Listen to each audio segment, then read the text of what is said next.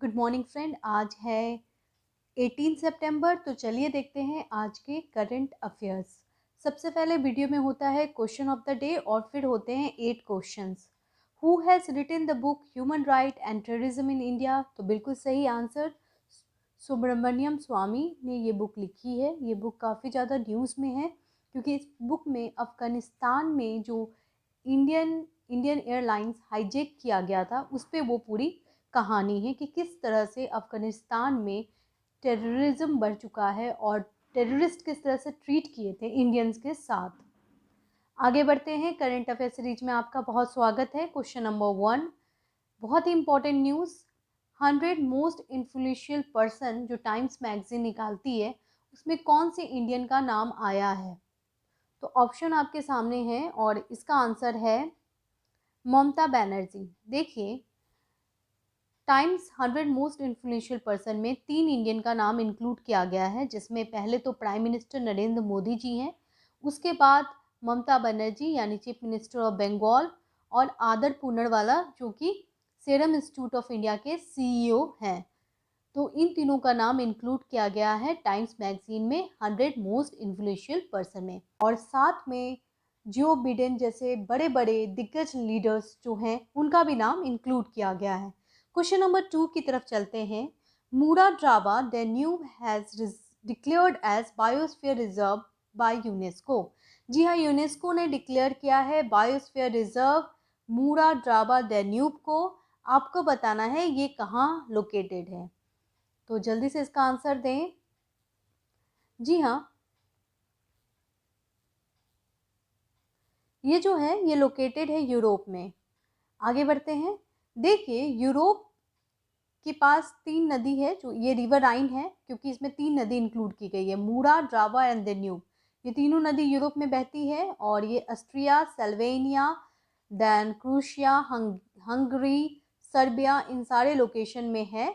और ये बहुत ही इंपॉर्टेंट न्यूज़ है क्योंकि यूनेस्को रिजर्व में आना, बायोस्फीयर रिजर्व में आना छोटी बात तो है नहीं। तो मूरा, ड्राबा, डेन्यूब का नाम याद रखें। क्वेश्चन नंबर 3 पे आते हैं। Question number 3, a new defence pact है sign between US, UK and Australia named as. एक नया पैक्ट साइन हुआ है यूएस, यूके और ऑस्ट्रेलिया के बीच में। इसका क्या नाम है? तो इसका नाम रखा गया है AUSUK। ध्यान रखें, AUSUK। ठीक है, तो ऑप्शन नंबर बी यहाँ पे सही है। AUSUK क्या है? Enhance the joint capability and interoperability. देखिए, ये ट्रिलेटरल सिक्योरिटी है। ये तीनों टीम बनेगी यूएस, ऑस्ट्रेलिया और यूएसए की, ताकि काउंटर किया जाए चाइना को। और साथ में ये ध्यान देंगे आर्टिफिशियल इंटेलिजेंस पे, क्वांटम टेक्नोलॉजी पे और सी कैपेबिलिटी की, कि अंडर सी में किस तरह से कंट्रोल किया जाए। और ये बहुत ही इंपॉर्टेंट स्ट्रेटजिक ग्रुप है, तो ध्यान रखें, Australia, USA and UK. Question number 4 पे आएंगे। Which organisation has launch reform in urban planning capability? कौन सा ऑर्गेनाइजेशन ने अभी रिफॉर्म के लिए एक रिपोर्ट निकाली है अर्बन प्लानिंग कैपेसिटी नाम की? तो ये लॉन्च किया गया है नीति आयोग के द्वारा। देखिए, नीति आयोग ने अभी हाल में एक रिपोर्ट निकाली है जिस रिपोर्ट का नाम है अर्बन प्लानिंग कैपेसिटी। इसके अंतर्गत 500 हेल्दी सिटीज़ बनाने की बात की गई है 5 साल के अंतर्गत, और ये रिपोर्ट निकाली गई है नीति आयोग के द्वारा। क्वेश्चन नंबर 5 पे आएंगे।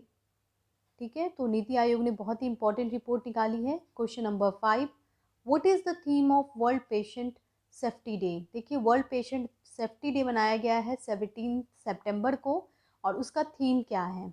तो वर्ल्ड सेफ्टी पेशेंट डे का थीम है safe maternal and newborn care. जी हाँ, बिल्कुल, नए बच्चे जो नवजात बच्चे होते हैं, इन्फेंट होते हैं, उनकी केयर करना और उनकी मदर का केयर करना, यही थीम है इस बार के world patient day, patient safety day का, जो कि हमने मनाया है 17 सितंबर को।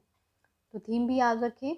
और मैंने आपसे पूछा था इंटरनेशनल डे ऑफ डेमोक्रेसी का थीम क्या है, क्योंकि मैं शेयर नहीं कर पाई थी, तो इसका थीम आ गया है।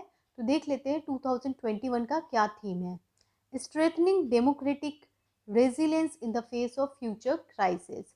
बिल्कुल, डेमोक्रेटिक रेजिलेंस लाना है ताकि फ्यूचर में कोई क्राइसिस ना आए। क्वेश्चन नंबर 6 पे आते हैं।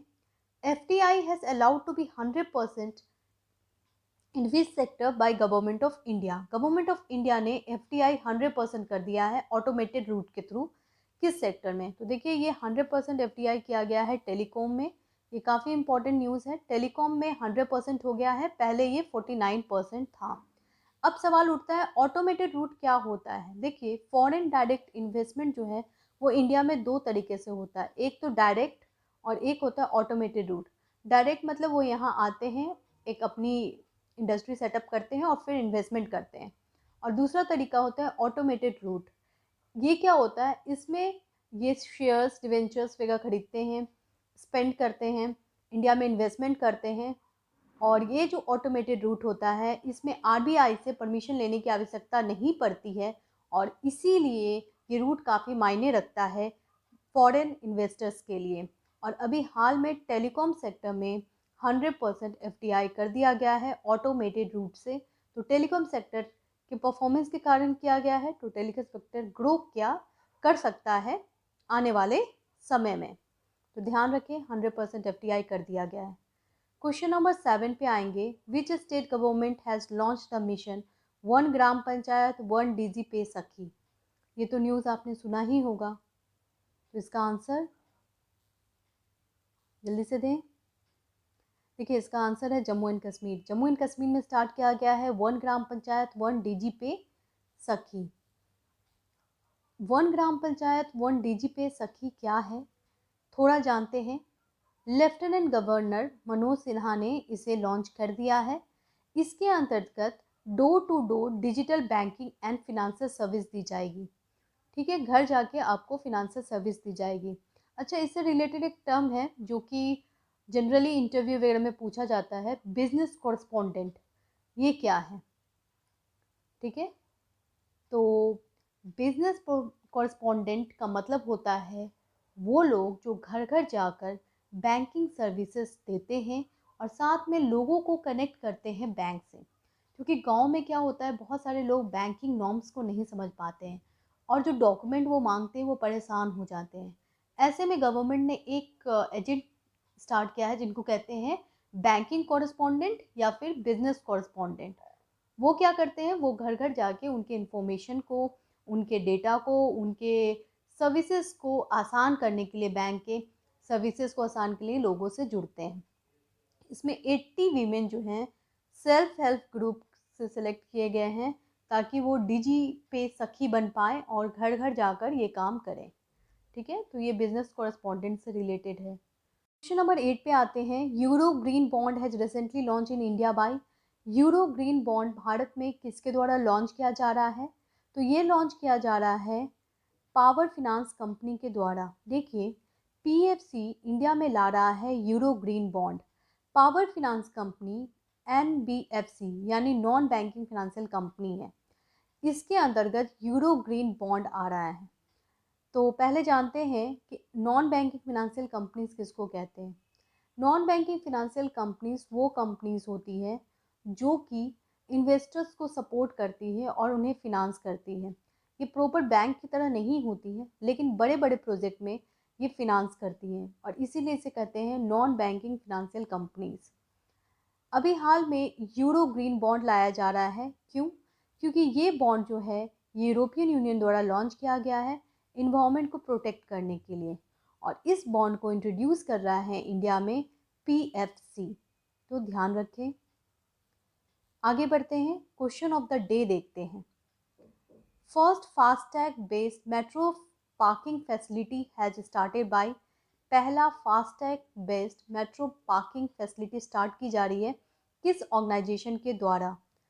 इसका आंसर आप कमेंट बॉक्स में दे सकते हैं और वीडियो अच्छा लगे तो प्लीज़ लाइक कर दें, शेयर कर दें। और शेयर करने से क्या होगा कि ये वीडियो जो भी जिनको ज़रूरत है उनके पास पहुंचेगा। अगर ये वीडियो अच्छा लगेगा तो वो देखेंगे, नहीं तो वो नहीं देखेंगे, लेकिन अगर आप शेयर करोगे तभी वो पहुंच पाएगा। और चैनल को ज़रूर सब्सक्राइब कर लें ताकि आपको रोज़ वीडियो मिल पाए, उसका नोटिफिकेशन आ पाए। और साइड में एक बेल आइकन होता है उसको भी प्रेस कर लें। Thank you.